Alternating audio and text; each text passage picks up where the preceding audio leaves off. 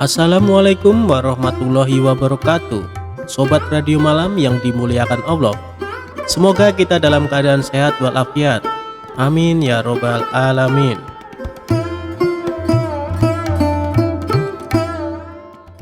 Meski bukan perenang yang baik, Abu Nawas sukses menyeberangi lautan. Suatu hari Baginda Raja memanggil si pria pintar ke istana. Dia berkata, "Hari ini saya punya misi lain untukmu, Abu Nawas," kata Raja. "Apa yang harus saya kerjakan, Yang Mulia?" tanya Abu Nawas tidak sabar. "Kau tahu bahwa kita punya teluk yang sangat luas, bukan?" tanya Raja. "Menyedihkan sekali, tak seorang pun pernah menyeberangi teluk tersebut. Saya bertanya-tanya, apakah mungkin seorang manusia bisa berenang ke seberang teluk? Abu, saya butuh kau menjawab keingintahuanku. Saya mau kau ambil misi ini sebagai tugas terhormat," kata Raja kepada Abu Nawas. "Tuan, saya bukan seorang perenang yang baik," ujar Abu Nawas. "Saya tahu, tapi setiap orang mengetahui kalau kau adalah pria terpintar di negeri ini. Kau harus dapat mengerjakan tugas ini," kata Raja sedikit memaksa. "Ya, saya akan mengerjakannya, Yang Mulia." Abu Nawas menggerutu ketika dia berjalan keluar. Abu Nawas lalu berjalan ke pantai.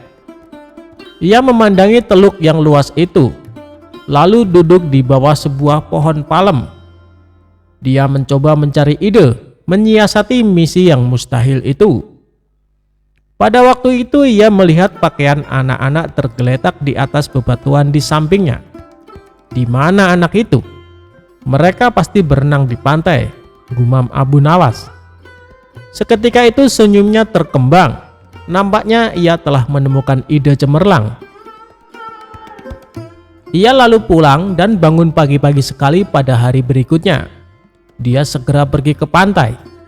Sambil tersenyum, Abu Nawas melepaskan pakaian dan cincinnya, lalu meletakkannya di pasir. Ia juga melepaskan sepatunya dan meletakkannya di samping pakaiannya. Setelah itu, Abu Nawas kembali ke rumah lagi. 1 jam kemudian Raja dan para menterinya datang ke pantai. Mereka terkejut mengetahui ada pakaian yang ternyata milik Abu Nawas. Mereka pun berspekulasi kalau Abu Nawas sedang berenang mengarungi laut untuk mencapai teluk. Tapi sebagian dari mereka meragukan kalau Abu Nawas yang punya kemampuan berenang pas-pasan berani mengarungi laut. Untuk membuktikan rasa penasaran, mereka semua akhirnya sepakat untuk mendatangi rumah Abu Nawas. Sesampainya di rumah Abu Nawas, Raja dan para menteri hanya ditemui oleh istrinya.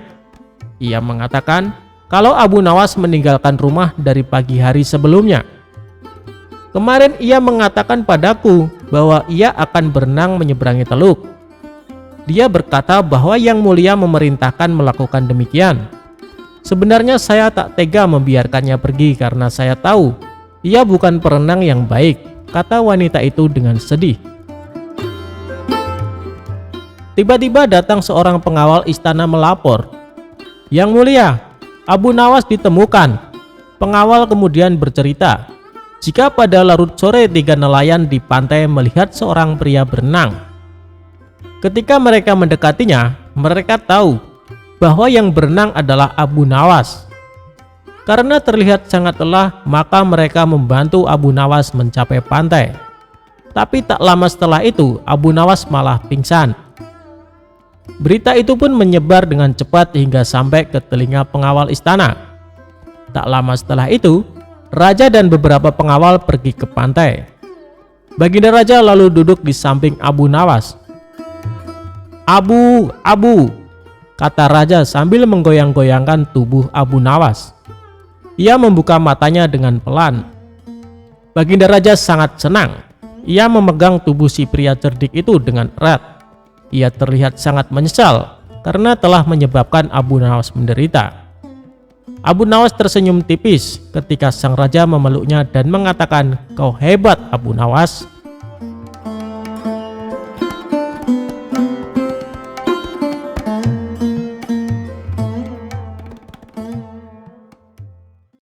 Jawaban Abu Nawas ketika ditanya siapa pencipta Allah. Berikut ceritanya. Kala itu di kota Baghdad tengah gempar oleh kehadiran orang asing. Persoalannya bukan pada orangnya, melainkan orang asing tersebut tidak mempercayai adanya Tuhan. Bukan hanya itu, ia juga menantang orang-orang muslim untuk berdebat dengannya terkait keberadaan Tuhan. Kabar ini pun tersebar sampai ke telinga Baginda Raja. Karena dianggap membuat resah masyarakat, orang asing ini lalu dipanggil ke istana. "Apa tujuanmu membuat onar di negeri kami?" tanya Baginda Raja. Orang asing ini menjawab, "Untuk apa aku bertuhan kalau tidak bisa menjawab pertanyaanku?" Kemudian Baginda Raja bertanya kembali, "Apakah kamu tidak percaya adanya Tuhan?" Dengan tegas dan percaya diri, orang asing ini menjawab, "Tentu saja saya tidak percaya adanya Tuhan. Dan saya juga tidak percaya adanya akhirat." Mendengar jawaban tersebut, Baginda Raja sempat terkejut. "Tetapi saya dan rakyatku percaya adanya Tuhan. Berarti keyakinan kita berbeda. Jadi jangan ganggu rakyatku." Kalau Baginda Raja percaya adanya Tuhan, bisakah Baginda menjawab 3 pertanyaanku? Pertanyaan pertama, orang Islam yakin bahwa dunia dan isinya adalah ciptaan Allah. Lalu, siapa yang menciptakan Allah? Bukankah sesuatu yang ada, pasti ada penciptanya? Pertanyaan kedua, katanya di dalam surga, manusia tidak akan buang air besar. Sedangkan mereka makan dan minum tiap hari. Bagaimana mungkin ini bisa terjadi? Padahal segala sesuatu yang akan dimasukkan pasti akan keluar. Pertanyaan ketiga, orang Islam meyakini bahwa setan terbuat dari api. Tapi katanya setan akan disiksa dengan api di neraka. Mana mungkin api bisa menyakiti api? Mendengar pertanyaan orang asing tersebut, Baginda Raja hanya terdiam. Bisa saja Baginda menjawab berdasarkan hadis dan Al-Quran, tetapi yang dihadapi adalah orang yang tidak percaya Tuhan.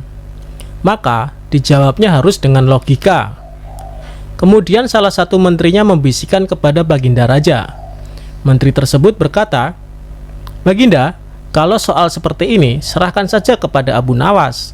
Ia pasti bisa menjawab segala pertanyaan yang diajukan orang asing ini." Maka tak lama kemudian dipanggillah Abu Nawas ke istana. Setelah dijelaskan mengenai pertanyaan orang asing yang tidak percaya Tuhan ini, Abu Nawas duduk di hadapan orang asing tersebut. Abu Nawas kemudian berkata, "Silakan, apa yang ingin kau tanyakan?" Pertanyaannya pun sama seperti pertanyaan yang diajukan kepada Baginda Raja, yakni, "Siapa pencipta Tuhan?" Mendengar pertanyaan itu, Abu Nawas kemudian berkata, "Anda pasti tahu kalau kami selaku orang Islam mengakui hanya ada satu Tuhan. Kita istilahkan saja Tuhan dengan angka 1. Sekarang gantian aku yang bertanya. Angka 3 berasal dari angka berapa?" tanya Abu Nawas. "Angka 3 berasal dari angka 2 ditambah 1, jawab orang asing tersebut. "Tepat sekali. Kalau angka 2 berasal dari angka berapa?" "Angka 2 berasal dari angka 1 ditambah 1. "Benar sekali. Sekarang kalau angka 1 sendiri berasal dari angka berapa?" Orang asing tersebut kaget dengan pertanyaan itu. Ia hanya terdiam, tak bisa menjawabnya. Kemudian Abu Nawas berkata, "Pada intinya semua angka pasti ada awalnya, entah itu angka 5, angka 4, ataupun angka 10. Dan angka-angka tersebut diibaratkan alam semesta ciptaan Allah. Apabila kamu bertanya siapa yang menciptakan Allah, sama halnya saya bertanya dari mana angka 1 itu ada. Kamu pasti tidak akan bisa menjawabnya." Orang asing itu pun langsung terdiam dan merenungi kata-kata Abu Nawas. "Untuk jawabanmu yang pertama masuk akal juga," kata orang asing tersebut. "Sekarang pertanyaan kedua, bagaimana mungkin manusia bisa tidak buang air besar di surga?" Abu Nawas kemudian menjawab, "Selama kamu dalam kandungan rahim ibumu, tentunya kamu makan dan minum. Karena menurut ilmu medis, seorang janin memakan sesuatu yang dimakan ibunya. Lalu, ketika kamu dalam kandungan ibumu selama 9 bulan, apakah kamu pernah buang air besar? Untuk kedua kalinya, pertanyaan ini bisa dipatahkan oleh Abu Nawas. Sekarang pertanyaan terakhir, bagaimana mungkin api bisa menyakiti api? Sebelum pertanyaan terakhir aku jawab, ujar Abu Nawas, kita harus berjanji, kamu tidak boleh marah. Tentu saja, saya tidak akan marah, jawab orang asing tersebut.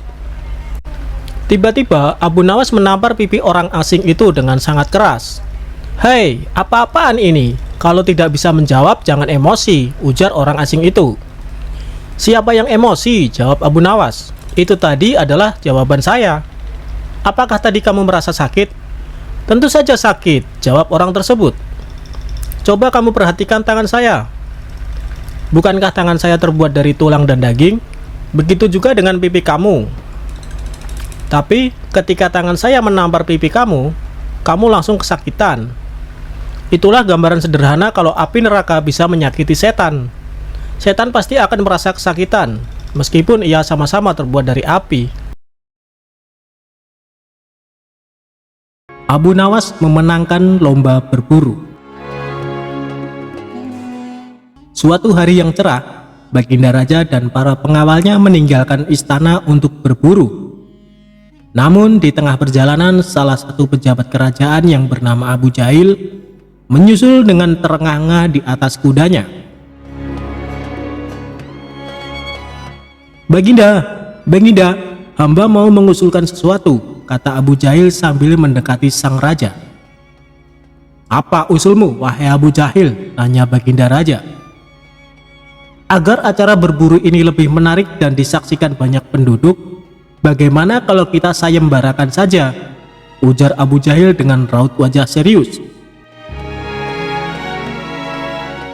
Baginda Raja terdiam sejenak dengan mengangguk-angguk. Hamba ingin beradu ketangkasan dengan Abu Nawas, dan nanti pemenangnya akan mendapatkan sepundi uang emas. Tapi kalau kalah, hukumannya adalah dengan memandikan kuda-kuda istana selama 1 bulan, tutur Abu Jahil meyakinkan Baginda Raja. Akhirnya sang raja menyetujui usulan Abu Jahil tersebut. Hitung-hitung sayembara itu akan memberikan hiburan kepadanya. Maka dipanggillah Abu Nawas untuk menghadap kepadanya.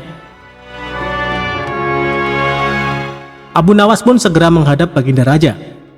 Ia diberi petunjuk panjang lebar oleh Baginda Raja.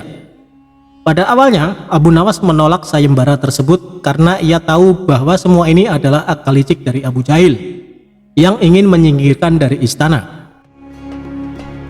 Tapi Baginda Raja memaksa, dan Abu Nawas tidak bisa menolaknya. Abu Nawas berpikir sejenak. Ia tahu kalau Abu Jahil sekarang diangkat menjadi pejabat istana. Ia pasti mengerahkan semua anak buahnya untuk menyumbang seekor binatang buruannya di hutan nanti. Namun karena kecerdikannya, Abu Nawas tersenyum meriang. Abu Jahil yang melihat perubahan raut muka Abu Nawas menjadi penasaran dibuatnya. Mana mungkin Abu Nawas bisa mengalahkan dirinya kali ini, pikir Abu Jahil dalam hati. Akhirnya, Baginda mengiring mereka ke tengah alun-alun istana. Raja dan seluruh rakyat menunggu siapa yang akan menjadi pemenang dalam lomba berburu. Terompet tanda mulai adu ketangkasan pun telah ditiup. Abu Jahil segera memacu kudanya secepat kilat menuju hutan belantara. Anehnya, Abu Nawas justru sebaliknya. Ia dengan santai menaiki kudanya, sehingga para penonton banyak yang berteriak.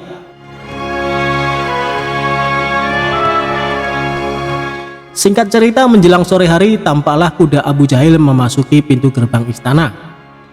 Ia pun mendapat sambutan meriah dan tepuk tangan dari rakyat yang menyaksikannya. Di sisi kanan dan kiri kuda Abu Jahil tampak puluhan hewan yang mati terpanah. Abu Jahil dengan senyum bangga memperlihatkan semua binatang buruannya di tengah lapangan. Aku, Abu Jahil, berhak memenangkan lomba ini. Lihat, binatang buruanku banyak, mana mungkin Abu Nawas mengalahkanku? Teriaknya lantang yang membuat para penonton semakin ramai bertepuk tangan. Tidak berapa lama kemudian terdengar suara kaki kuda Abu Nawas. Semua orang menertawakan dan meneriakinya. karena Abu Nawas tak membawa satupun binatang buruan di kudanya. Tapi Abu Nawas tidak tampak gusar sama sekali.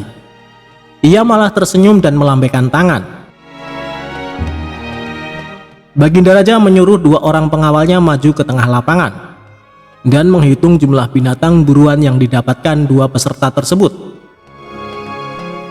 Dan kesempatan pertama, para pengawal menghitung jumlah binatang hasil buruan Abu Jahil. 35 ekor kelinci ditambah 5 ekor rusa dan 2 ekor babi hutan, kata salah satu pengawal. Kalau begitu akulah pemenangnya, karena Abu Nawas tak membawa seekor binatang pun, teriak Abu Jahil dengan sombongnya.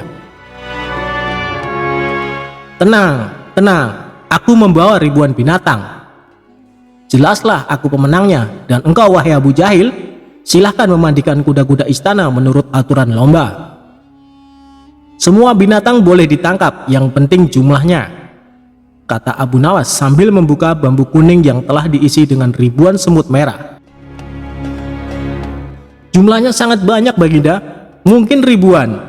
Kami tak sanggup menghitungnya lagi, kata pengawal kerajaan yang menghitung jumlah semut itu.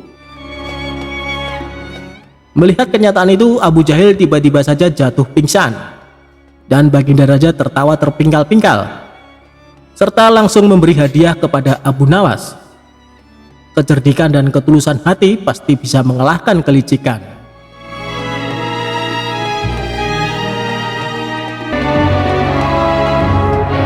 Ketika Abu Nawas membagi 5 butir telur kepada 3 orang dengan adil,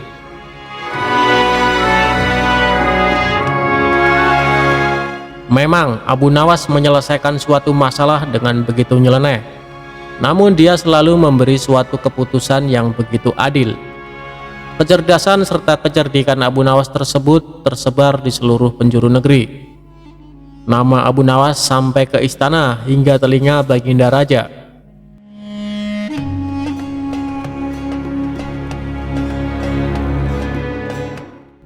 Suatu hari Baginda Raja mengumpulkan semua menterinya di suatu acara, serta menanyakan mengenai Abu Nawas. Adakah di antara kalian yang paham dengan Abu Nawas? Tanya Raja mengawali pembicaraan. Mendengar pertanyaan Baginda Raja, seketika itu pula seluruh menteri yang hadir berdiri sambil menundukkan kepala, bertanda bahwa mereka juga mendengar nama Abu Nawas. Apakah kalian tahu di mana Abu Nawas tinggal? Tanya Raja lagi. Kemudian salah satu menteri maju dan mengungkapkan bahwa dirinya tahu di mana Abu Nawas tinggal. Hamba tahu tempat tinggal Abu Nawas, wahai Paduka yang mulia, kata menteri tersebut. Saat itu juga rasa penasaran Raja ingin mengetahui sosok Abu Nawas kian besar. Dia kemudian memerintahkan pengawal mempersiapkan kuda menuju rumah Abu Nawas. Rombongan Raja berangkat dan membuat heboh para tetangga di sekitar rumah Abu Nawas. Sementara Abu Nawas sendiri masih terlihat santai di dalam rumahnya dengan handuk masih melilit karena mau mandi.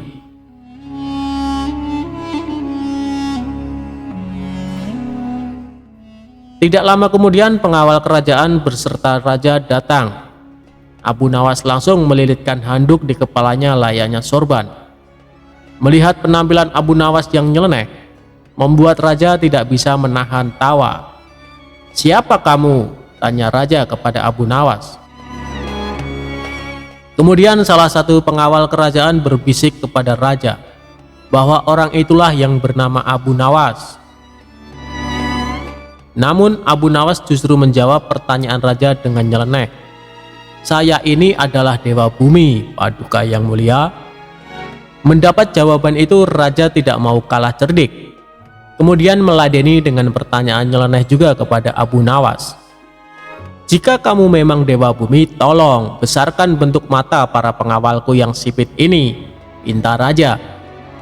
Abu Nawas yang cerdik juga tidak mau kalah. Dia kemudian langsung memberi jawaban yang membuat Raja kagum.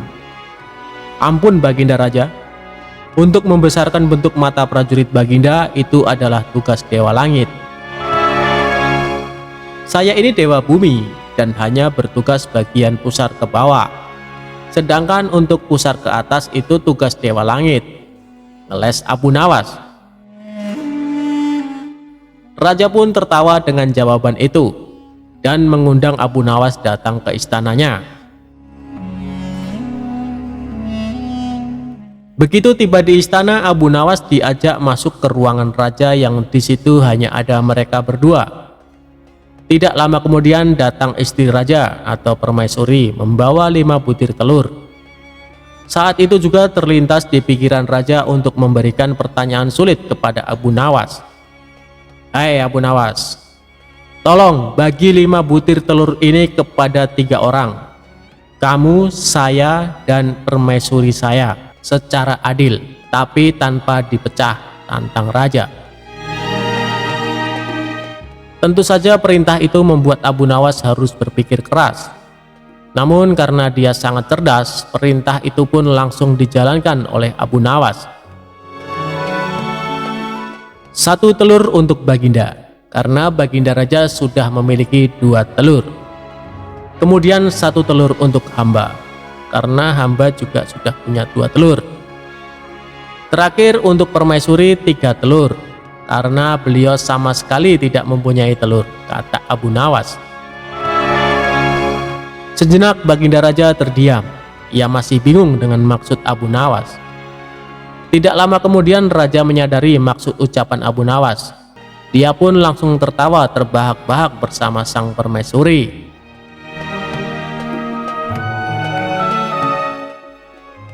Kamu memang cerdas Abu Nawas. Ini ada hadiah untukmu, karena telah berhasil membuat kami terhibur, ujar Raja. Sejak saat itu Abu Nawas selalu diundang Raja untuk menemaninya sekaligus memberikan pertanyaan sulit kepada Abu Nawas.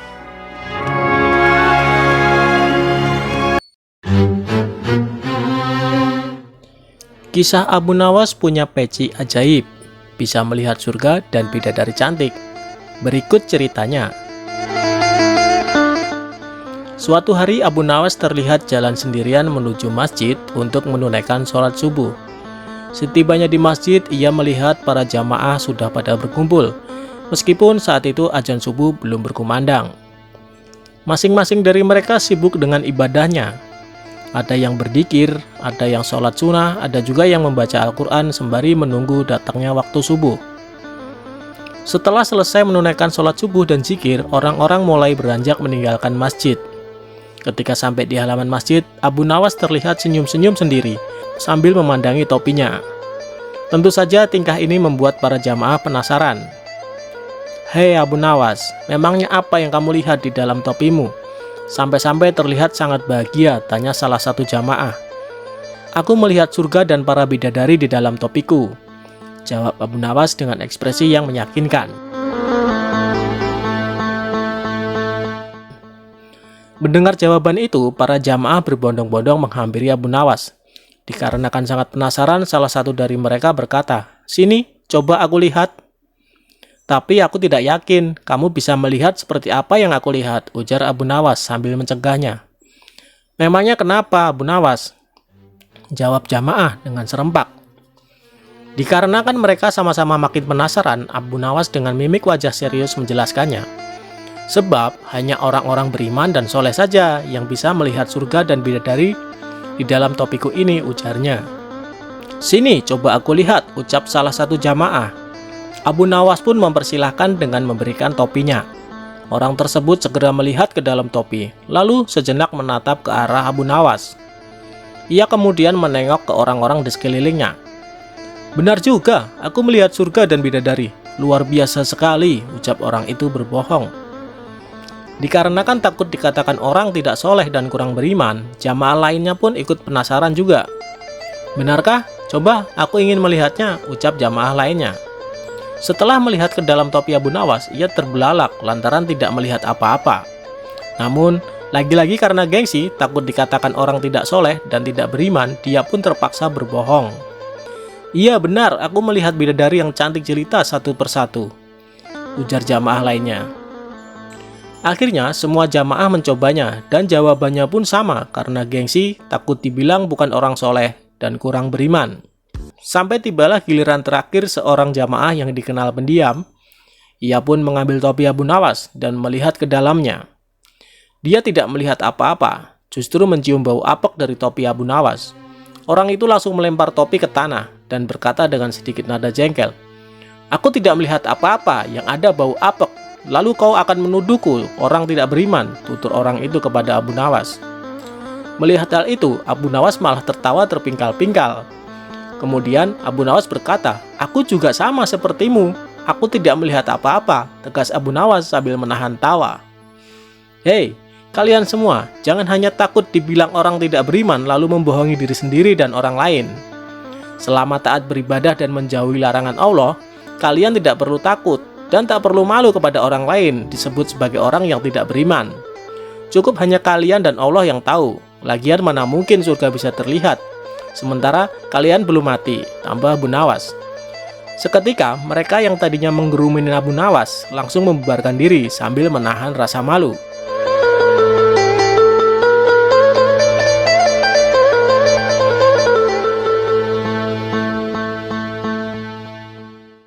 Saat Abu Nawas sholat tidak perlu rukuk dan sujud.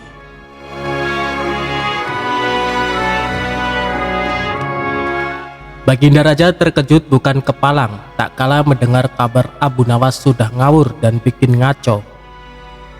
Abu Nawas mengeluarkan fatwa sangat kontroversial.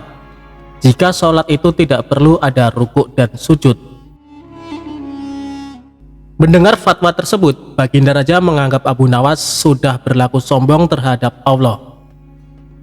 Sama persis dengan apa yang dilakukan setan yang menolak untuk sujud kepada Adam. Raja menganggap bahwa hukuman yang pantas bagi orang seperti itu adalah hukuman mati. Baginda kadang menyesali diri saat dirinya sudah sangat akrab dengan Abu Nawas. Selain itu, Raja juga mendengar jika Abu Nawas mengatakan dirinya suka fitnah. Abu Nawas layak dipancung karena melanggar syariat Islam dan menyebar fitnah, begitu usul para pembantu. Baginda Raja pun terpancing. Untung ada seorang pembantunya yang memberi saran kepada Raja untuk melakukan tabayun atau konfirmasi kepada Abu Nawas. Baginda Raja pun akhirnya memanggil Abu Nawas ke istana. "Benarkah Abu Nawas, kamu berfatwa dalam sholat tidak perlu rukuk dan sujud?" tanya Baginda Raja dengan ketus. "Benar saudaraku," jawab Abu Nawas enteng dan tenang. Khalifah kembali bertanya dengan nada suara yang lebih tinggi. "Benarkah kamu berkata kepada masyarakat bahwa aku Baginda Raja adalah seorang khalifah yang suka fitnah?" "Benar saudaraku," jawab Abu Nawas tanpa merasa bersalah sedikit pun. Khalifah berteriak dengan suara menggelegar, "Kamu memang pantas dihukum mati karena melanggar syariah Islam dan menebarkan fitnah tentang khalifah." "Saudaraku," jawab Abu Nawas sembari tersenyum, "memang hamba tidak menolak bahwa hamba telah mengeluarkan dua pendapat tadi. Tapi sepertinya kabar yang sampai pada Baginda tidak lengkap. Kata-kata hamba dipelintir seolah-olah hamba berkata salah," jelas Abu Nawas. "Apa maksudmu? Jangan membela diri, kau telah mengaku dan mengatakan kabar itu benar adanya," ucap Baginda Raja. Singkat cerita, Abu Nawas pun digeret menghadap Raja. Kini ia menjadi pesakitan. Abu Nawas beranjak dari duduknya dan menjelaskan dengan tenang, "Saudaraku, saya memang berkata rukuk dan sujud tidak perlu dalam sholat. Tapi dalam sholat apa? Waktu itu saya menjelaskan tata cara sholat jenazah yang memang tidak perlu rukuk dan sujud." Baginda Raja pun mengangguk-angguk membenarkan. "Bagaimana soal aku yang suka fitnah?" tanya Raja. Abu Nawas menjawab dengan senyum, "Kalau itu saya sedang menjelaskan tafsir ayat 28 surat Al-Anfal. yang berbunyi, "Ketahuilah bahwa kekayaan dan anak-anakmu hanyalah ujian bagimu." Sebagai seorang khalifah dan seorang ayah, Anda sangat menyukai kekayaan dan anak-anak. Berarti Anda suka fitnah ataupun ujian, jawab Abu Nawas. Mendengar penjelasan Abu Nawas yang sekaligus kritikan itu, Baginda Raja tertunduk malu, menyesal dan sadar. Rupanya kedekatan Abu Nawas dengan Baginda Raja menyulut iri dan dengki di antara pembantu-pembantunya. Pembantu-pembantu khalifah yang hasut ingin memisahkan hubungan akrab dengan memutarbalikkan berita.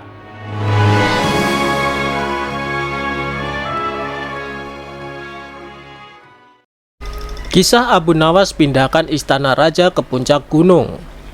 Abu Nawas mendapatkan tugas berat dari Raja Harun ar-Rasyid, yakni disuruh memindahkan istana kerajaan dalam waktu yang sangat singkat. Apalagi sang raja kali ini yakin akan mengalahkan kecerdikan Abu Nawas yang sudah dikenal banyak orang. "Panggil ke sini Abu Nawas. Kasih tahu waktu dia 1 bulan untuk memindahkan istana ini ke puncak gunung. Jika tidak berhasil, maka akan aku hukum," ucap Baginda Raja. Prajurit istana yang diutus langsung menuju rumah Abu Nawas dan memberitahu permintaan raja. "Tidak perlu menunggu 1 bulan. Hari ini juga istana Baginda Raja akan aku pindahkan," jawab Abu Nawas dengan enteng. Sontak para prajurit kebingungan, bagaimana caranya? Abu Nawas lantas berjalan beriringan dengan prajurit menuju istana Baginda Raja. Singkat cerita, Abu Nawas pun sampai di istana. "Apakah semua penghuni sudah siap untuk pemindahan ini, Baginda?" tanya Abu Nawas. "Wahai Abu Nawas, kamu bilang kalau bisa dimulai sekarang, kenapa harus menunggu 1 bulan lagi?" jawab Baginda Raja. Abu Nawas menganggukkan kepala. Raja sedikit curiga. Abu Nawas lantas duduk dengan posisi seperti atlet pelari sambil berkata keras, "Ayo, siapa yang kuat mengangkat istana ini ke pundakku, maka akan aku pindahkan ke puncak gunung sekarang juga." Baginda Raja bersama seluruh pembesar istananya hanya melongo dan saling pandang melihat tingkah Abu Nawas.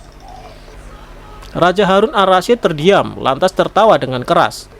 Orang-orang kebingungan. "Ternyata kali ini kau tetap bisa lolos dari lubang jarum, wahai Abu Nawas," ungkap raja. "Tentu saja, siapapun tidak bisa memindahkan gunung." Analogi Abu Nawas yang meminta semua orang mengangkat istana ke punggungnya justru membuat sang raja akhirnya memberikan dia emas. Kisah Abu Nawas menjual rajanya untuk dijadikan budak. Suatu hari Abu Nawas sangat kebingungan, bahkan ia hampir putus asa. Sudah 2 hari dapur tidak mengepul asap karena tidak ada lagi barang yang bisa ia jual. Satu-satunya jalan yang bisa dia ambil adalah menjual manusia untuk dijadikan budak.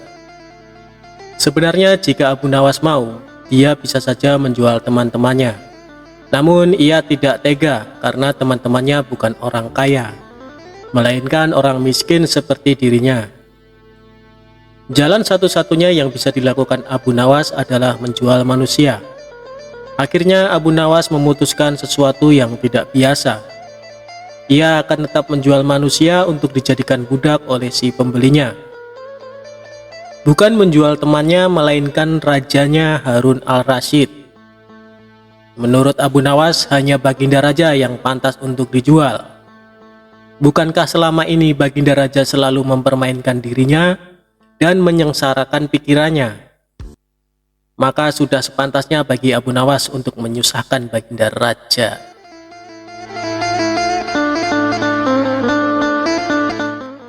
Abu Nawas mencari cara agar bisa menjual Baginda Raja Harun al-Rasyid. Ia pun mendapat ide dan menjumpai sang raja. "Ada sesuatu yang amat menarik yang akan hamba sampaikan hanya kepada Paduka yang mulia," ucap Abu Nawas. "Apa itu, wahai Abu Nawas?" tanya Baginda langsung tertarik. "Sesuatu yang hamba yakin belum pernah terlintas di dalam benak Paduka yang mulia," kata Abu Nawas meyakinkan. Kalau begitu cepatlah ajak aku ke sana untuk menyaksikannya, kata Baginda Raja tanpa curiga sedikit pun. Tetapi Baginda, kata Abu Nawas sengaja tidak melanjutkan kalimatnya. Tetapi apa? Tanya Baginda tidak sabar.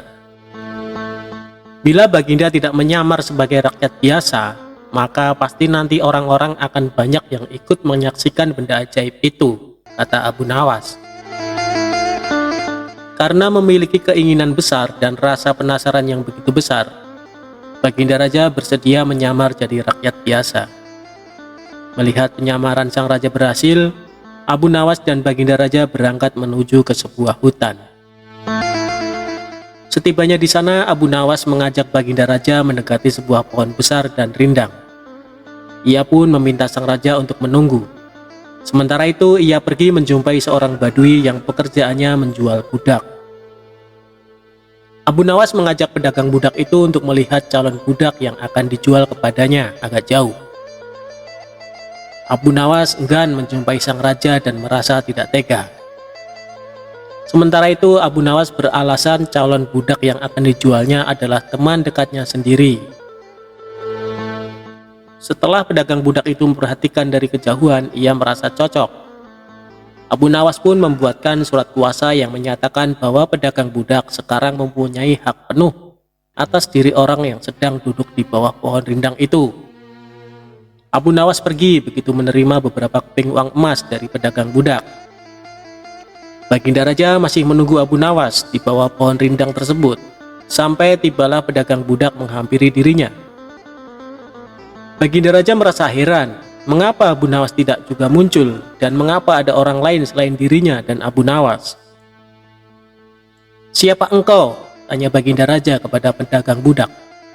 "Aku adalah tuanmu sekarang," kata pedagang budak itu agak kasar.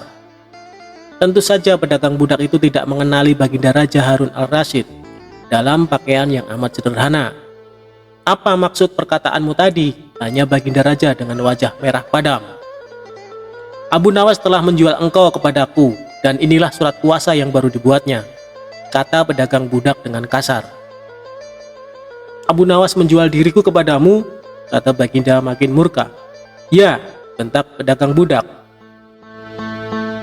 "Tahukah engkau siapa aku ini sebenarnya?" tanya Baginda geram. "Tidak, dan itu tidak perlu," kata pedagang budak seenaknya. Lalu ia menyeret budak barunya ke belakang rumah. Sultan Harun al-Rasyid diberi parang dan diperintahkan untuk membelah kayu. Baginda Raja merasa heran dengan semua yang diperintahkan. Ia melihat begitu banyak tumpukan kayu di belakang rumah badui itu, sehingga memandangnya saja Sultan Harun al-Rasyid sudah merasa ngeri, apalagi harus mengerjakannya. "Ayo kerjakan," perintah si pedagang budak. Meski ia merasa kebingungan dengan semua, Sultan Harun al-Rasyid mencoba untuk melakukan perintah dari tuan barunya. Sultan Harun al-Rasyid secara perlahan memegang kayu dan mencoba membelahnya. Namun si badui melihat cara Sultan Harun al-Rasyid memegang parang merasa aneh.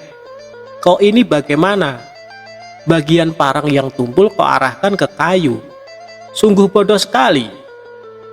Sultan Harun al-Rasyid mencoba membalik parang hingga bagian yang tajam terarah ke kayu. Ia mencoba membelah, namun tetap saja pekerjaannya terasa aneh dan kaku bagi si badui. "Oh, beginikah derita orang-orang miskin mencari sesuap nasi? Harus bekerja keras lebih dahulu. Wah, lama-lama aku tak tahan juga," gumam Sultan Harun al-Rasyid. Si badui menatap Sultan Harun al-Rasyid dengan pandangan heran, dan lama-lama menjadi marah. Ia merasa rugi barusan membeli budak yang bodoh. "Hei badui, cukup semua ini, aku tak tahan." "Kurang ajar, kau budakku, harus patuh kepadaku," kata badui itu sembari memukul sang raja. Tentu saja raja yang tak pernah diperlakukan kasar itu menjerit keras saat dipukul kayu. "Hei badui, aku adalah rajamu, Sultan Harun al-Rasyid," kata Baginda sambil menunjukkan tanda kerajaannya. Pedagang budak itu kaget dan mulai mengenal Baginda Raja. Ia pun langsung menjatuhkan diri sembari menyembah Baginda Raja. Sang raja mengampuni pedagang budak itu karena ia memang tidak tahu, tetapi kepada Abu Nawas Baginda Raja amat murka dan gemas. Ingin rasanya beliau meremas-remas tubuh Abu Nawas seperti telur.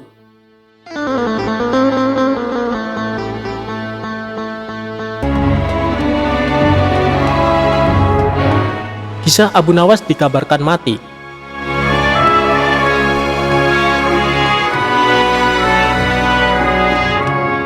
Setelah kejadian Abu Nawas menjual Baginda Raja menjadi budak, Baginda Raja pulang ke istana dan langsung memerintahkan para prajuritnya menangkap Abu Nawas. Tetapi Abu Nawas telah hilang entah kemana, karena ia tahu sedang diburu para prajurit kerajaan. Dan setelah ia tahu para prajurit kerajaan sudah meninggalkan rumahnya, Abu Nawas baru berani pulang ke rumah. "Suamiku, para prajurit kerajaan tadi pagi mencarimu." "Ya istriku, ini urusan gawat. Aku baru saja menjual Sultan Harun ar-Rasyid menjadi budak." "Apa?" tanya sang istri. "Raja kujadikan budak. Kenapa kau lakukan itu, suamiku?" "Supaya dia tahu di negerinya ada praktek jual beli budak, dan jadi budak itu sengsara." "Sebenarnya maksudmu baik, tapi Baginda pasti marah. Buktinya para prajurit diperintahkan untuk menangkapmu." "Menurutmu apa yang akan dilakukan Sultan Harun ar-Rasyid kepadaku?" "Pasti kau akan dihukum berat." "Gawat, aku akan mengerahkan ilmu yang kusimpan." Abu Nawas masuk ke dalam. Ia mengambil air wudhu, lalu mendirikan sholat 2 rakaat. Setelah itu Abu Nawas berpesan kepada istrinya apa yang harus dikatakan bila Baginda datang.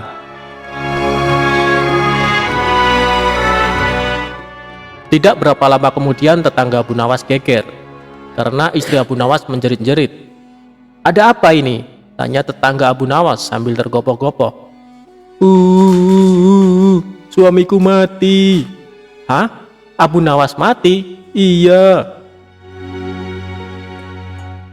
Kini kabar kematian Abu Nawas tersebar ke seluruh pelosok negeri.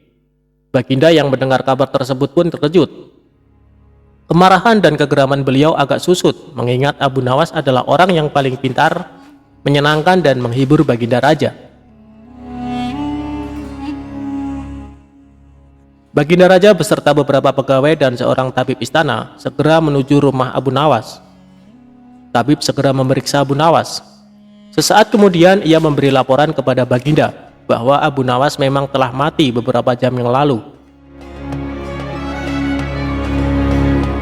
Setelah melihat sendiri tubuh Abu Nawas terbujur kaku tak berdaya, Baginda Raja merasa terharu dan meneteskan air mata. Beliau bertanya kepada istri Abu Nawas, "Adakah pesan terakhir Abu Nawas untukku?" "Ada Paduka yang mulia," kata istri Abu Nawas sambil menangis. "Katakanlah," kata Baginda Raja. "Suami hamba, Abu Nawas, memohon sudilah kiranya Baginda Raja mengampuni semua kesalahannya, dunia akhirat, di depan rakyat," kata istri Abu Nawas terbata-bata. "Baiklah kalau itu permintaan Abu Nawas," kata Baginda Raja menyanggupi. Jenazah Abu Nawas diusung di atas keranda. Kemudian Baginda Raja mengumpulkan rakyat di tanah lapang. Beliau berkata, "Wahai rakyatku, dengarkanlah bahwa hari ini aku, Sultan Harun al-Rasyid, telah memaafkan segala kesalahan Abu Nawas yang telah diperbuat terhadap diriku dari dunia hingga akhirat, dan kalianlah sebagai saksinya." Tiba-tiba dari dalam keranda yang terbungkus kain hijau terdengar suara keras, "Syukur!" Seketika pengusung jenazah ketakutan, apalagi melihat Abu Nawas bangkit berdiri seperti mayat hidup. Seketika rakyat yang berkumpul lari tunggang langgang, bertubrukan, dan banyak yang jatuh terkilir. Abu Nawas sendiri segera berjalan ke hadapan Baginda. Pakaiannya yang putih-putih bikin Baginda gemeter juga. Kau sebenarnya mayat hidup atau memang kau hidup lagi?" tanya Baginda dengan gemetar. "Hamba masih hidup, tuanku. Hamba mengucapkan terima kasih yang tak terhingga atas pengampunan tuanku." "Jadi kau masih hidup?" "Iya Baginda, segar bugar. Buktinya, ini hamba merasa lapar dan ingin segera pulang." "Kurang ajar. Ilmu apa yang kau pakai, Abu Nawas?" "Ilmu dari Maha Guru Sufi, guru hamba yang sudah meninggal dunia." ajarkan ilmu itu kepadaku. Tidak mungkin, Baginda. Hanya guru hamba yang mampu melakukannya. Hamba tidak bisa mengajarkannya sendiri. Dasar pelit, Baginda menggerutu kecewa.